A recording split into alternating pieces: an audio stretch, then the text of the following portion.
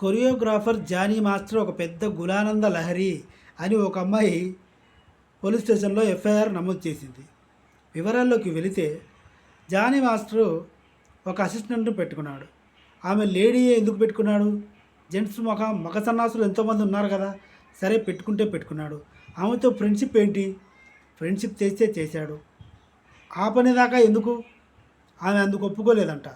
ఒప్పుకోలేదా నేను బలాత్కారం చేశాడు అని ఈమె కేసు పెట్టింది. బలాత్కారం అని కేసు పెట్టింది అంతే. దీనికి సంబంధించి పవన్ కళ్యాణ్ గారు ఏమంటున్నారు? Movie artist association Manchu Vishnu, అదే మన బకాసం పంతులు గారు ఏమంటున్నారు అన్నదే ఈ వీడియో. కేసు ఫైల్ చేసింది హైదరాబాద్లో, జానీ మాస్టర్ ఉన్నది హైదరాబాద్లో.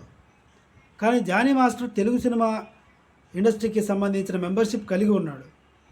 ఒకవేళ ఈ కేసు జానీ మాస్టర్ చేసింది అంతా నిజమే అని కనుక బయట పడితే పరువు పోయేది పవన్ కళ్యాణ్దే. ఎందుకంటే నిష్పక్షపాతంగా మెంబర్షిప్ పోతుంది. మెంబర్షిప్ క్యాన్సిల్ చేస్తాను అని మంచు విష్ణు ఆల్రెడీ ట్విట్టర్లో చెప్పాడు. ఎవరైనా దీనికి న్యాయం చట్టం బకాసం పంతులు అని అంటుంటారు కదా వాళ్ళు, అది ఏదో చేస్తాడు. చేయడం వల్ల పవన్ కళ్యాణ్ గారు పరువు పోతుంది. ఎందుకంటే పవన్ కళ్యాణ్ గారు ఓట్ల కోసం అడిగేటప్పుడు, ప్రచారంలో భాగంగా తిరిగేటప్పుడు ఈ జానీ మాస్టరు పాటలు కంపోజ్ చేసి డప్పా కొట్టి ఒక ఆంజనేయ స్వాముడు రాముడు కదా ప్రచారానికి వెళ్ళినప్పుడు ఆంజనేయ స్వామి ఎంత బీభత్సం చేస్తాడు, ఆ టైప్లో బిల్డప్ ఇచ్చాడు. ఇప్పుడు కనుక నేరం రుజువైతే మెంబర్షిప్ పోతుంది. పవన్ కళ్యాణ్ దృష్టిలో చెడ్డవాడవుతాడు, అంటే అమ్మాయిల పిచ్చోడు అవుతాడు.